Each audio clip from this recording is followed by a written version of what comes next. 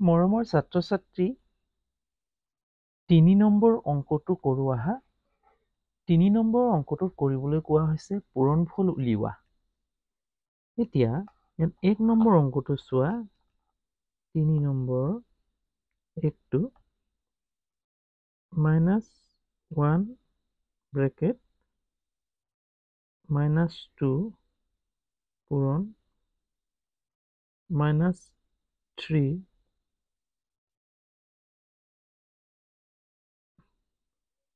-4 এই সংখ্যাকেইটা আমি পূৰণ কৰিব লাগে পূৰণফল ইহঁতৰ উলিয়াব লাগে 1 2 গুণ 2 এটা পূৰণ কৰি দিয়া 1 2 গুণ 2 মাইনাছে মাইনাছে প্লাছ পূৰণ এই দুটা কৰিলো আকৌ এইটো পূৰণ চিহ্ন পূৰণ দুটা দুটা কৰি লৈছো প্ৰথমতে 3 4 গুণ 12 মাইনাছে মাইনাছে প্লাছ প্লাছ চিহ্নটো নাপাতিলেও হয় 2 12 24 তোমালোকে একেটা লাইনতে কৰিব পাৰা যে 2 1 2 গুণ 2 2 3 গুণ 6 6 4 গুণ 24 মাইনাছে মাইনাছে প্লাছ প্লাছে মাইনাছে মাইনাছ মাইনাছে মাইনাছে প্লাছ অৰ্থাৎ 4টা যেতিয়া মাইনাছ থাকিব তেতিয়া প্লাছ হ'ব অৰ্থাৎ যুগ্ম সংখ্যা ওলাইছে গতিকে যুগ্ম থাকিলে প্লাছ হ'ব 2 নম্বৰ অংকটো চোৱা এতিয়া 2 নম্বৰ অংকটো কি আছে চাও কেইটা সংখ্যা আছে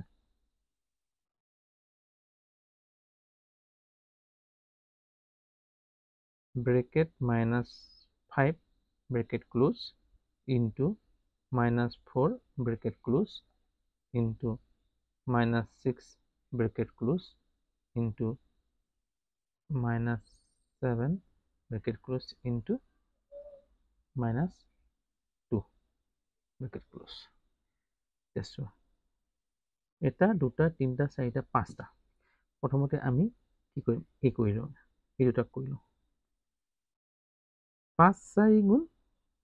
20 মাইনাছে মাইনাছে প্লাছ প্লাছ চিহ্ন নাপাতিলেও হ'ব এই পূৰণ এতিয়া এই দুটা কৰিম আকৌ পূৰণ 6 7 গুণ 42 মাইনাছে মাইনাছে প্লাছ ইনটু -2 এতিয়া চাবা এই দুটাক প্ৰথমতে কৰি লওঁ এতিয়া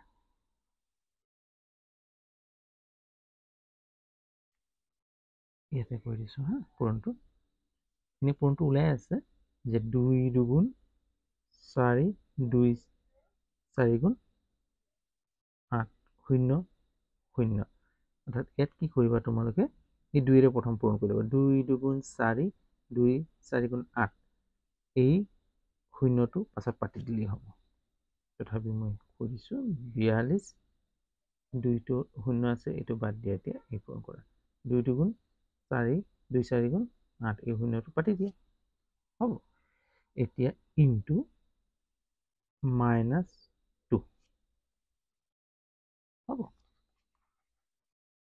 এতিয়া চোৱা এই দুটা হলে মানে 2 0 গুণ 0 2 4 গুণ 8 2 8 গুণ 16 মাইনাছে প্লাছে মাইনাছ যেতিয়া 5টা সংখ্যা থাকিব অৰ্থাৎ 5টা সংখ্যা মানে অযুগ্ম সংখ্যা 5টা তে 5টা থাকিলে সদায় মাইনাছ ওলাব হ'ব ধৰিব পাৰিছা নহয় 3 নম্বৰ অংকটো চোৱা এতিয়া অৰ্থাৎ অংক সদায় আমি কি কৰিব লাগে প্ৰেক্টিছ কৰিব লাগিব যদি আমি অংক প্ৰেক্টিছ নকৰো কৰি নাথাকো তেতিয়াহ'লে অংকৰ লগত আমাৰ কি নহ'ব সম্পৰ্ক নহ'ব সম্পৰ্ক বজাই ৰাখিব হলে আমি সদায় অংকৰ লগত খেলিব লাগিব অৰ্থাৎ অংক কৰি থাকিব লাগিব যদি নকৰা তেতিয়াহ'লে ইয়াৰ নিয়মসমূহ পাহৰি যাবা গতিকে তোমালোকে সদায় 5টা 6টা মেক্সিমাম তোমালোকে 1 ঘণ্টা অংক কৰিবলৈ চেষ্টা কৰিবা এতিয়া আহো অংকলৈ -2 into -2 bracket close সব মাইনাস দিয়া আছে 2 দিয়া আছে -2 into -2 into -2 চোৱা 1 2 3 4 5 6 1 2 3 4 5 6 এতিয়া কোৱা এত কেনেকৈ কৰিম অৰ্থাৎ এতিয়া চোৱা 2 দুগুণ 4 4 দুগুণ 8 8 দুগুণ 16 2 ষোল্ল 32 32 দুগুণ 64 কিন্তু আমি শর্টকাট কৰি দিওঁ দুটা দুটা কৰি লওঁ 2 দুগুণ 4 মাইনাসে মাইনাসে প্লাস এই দুটা কৰোঁ 2 দুগুণ 4 মাইনাসে মাইনাসে প্লাস 2 দুগুণ 4 মাইনাসে মাইনাসে প্লাস এতিয়া 4 4 গুণ 16 এইটো এতিয়া 4 16 4 6 4 গুণ 24 4 এগুণ 4 2 6 64 এতিয়া চোৱা 4 6 গুণ 24 2 করলে 4 এগুণ 4 দিয়ে 6 অর্থাৎ 1টা 2টা 3টা 4টা 5টা 6টা অর্থাৎ 6টা যেতিয়া বিয়োগ পূরণ হব তেতিয়া উত্তৰটো কি ওলাব যোগ ওলাব অৰ্থাৎ তোমালোকক ইয়াত সাধাৰণতে এই অংকবোৰত চিহ্নৰ যোগ বা অৰ্থাৎ ধনাত্মক বা ঋণাত্মক সংখ্যাৰ যোগ পূৰণফল শিকোৱা হৈছে অৰ্থাৎ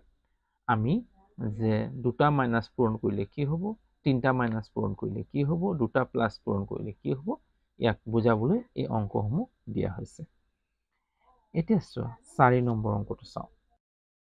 4 নম্বৰ অংকটো চোৱা 4 নম্বৰত কি কৈছে -1 into -2 into -1 into ... into -11 1 50 বাৰ কিমান বাৰ 50 বাৰ চোৱা 50 হৈছে যুগ্ম সংখ্যা যেতিয়া 50টা হ'ব তেতিয়া হলে সদায় কি হ'ব প্লাস সংখ্যা পাম অৰ্থাৎ একেৰে একক পূৰণ কৰিলে অৰ্থাৎ 50টা 1 -1 50টা -1 যেতিয়া আমি পূৰণ কৰিম তেতিয়া 50টা 1 পূৰণ কৰিলেও আমি একে পাম কিন্তু ইয়াত কি হ'ব ইয়াত 50টা যেতিয়া মাইনাস পূৰণ কৰিম তেতিয়া কি হ'ব প্লাস ওলাব ইয়াৰ উত্তৰটো এইটো হ'ব অৰ্থাৎ যুগ্ম সংখ্যা 50 যুগ্ম সংখ্যা হোৱাৰ বাবে ইয়াত কি হ'ব প্লাস ওলাব অৰ্থাৎ 50টা 1 পূৰণ কৰিলে 1 হ'ব কাৰণ 1 এগুণ 1 50টা 1 পূৰণ কৰিলে 1 হ'ব আৰু 50টা বিয়োগ চিহ্ন পূৰণ কৰিলে অৰ্থাৎ ঋণাত্মক সংখ্যা পূৰণ কৰিলে বিয়োগ পাম হ'ব ইয়াৰ উত্তৰটো এইটোৱে 5 নম্বৰটো চাওঁ 5 নম্বৰটো কি হ'ব চোৱা 5 নম্বৰটো -1 into -1 into -1 into ... into -1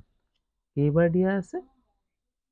101 বাৰ 101 কি হয় অযুগ্ম সংখ্যা হয় নহয় অযুগ্ম সংখ্যা 100 হলে মানে যুগ্ম হলে হয় অযুগ্ম সংখ্যা এতিয়া কোৱা 101টা 1 পূৰণ কৰিলে কিমান পাম 1 পাম 101টা মাইনাস পূৰণ কৰিলে কি ওলাব বিয়োগ ওলাব যেতিয়া 101টা 1 পূৰণ কৰিলে 1 হ'ব 101টা মাইনাস পূৰণ কৰিলে মাইনাস ওলাব অযুগ্ম সংখ্যা যদি থাকে তেতিয়াহলে ইয়াত মাইনাস চিহ্ন হ'ব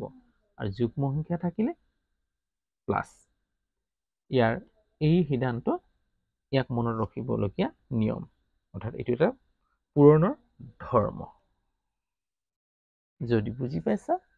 তেতিয়াহলে তোমালোকে লাইক কৰিবা আৰু কমেণ্টত জনাবা যে কেনে পাইছা। লগতে যদি চেনেলটো ছাবস্ক্ৰাইব কৰা নাই তেতিয়াহ'লে ছাবস্ক্ৰাইব কৰি ল'বা আৰু বেল আইকনটো টিপি দিবা। আৰু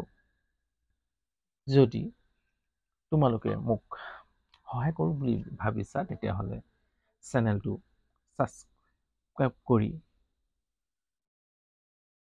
বন্ধুবৰ্গলৈ শ্বেয়াৰ কৰি দিবা, যাতে তেওঁলোকেও মোৰ এই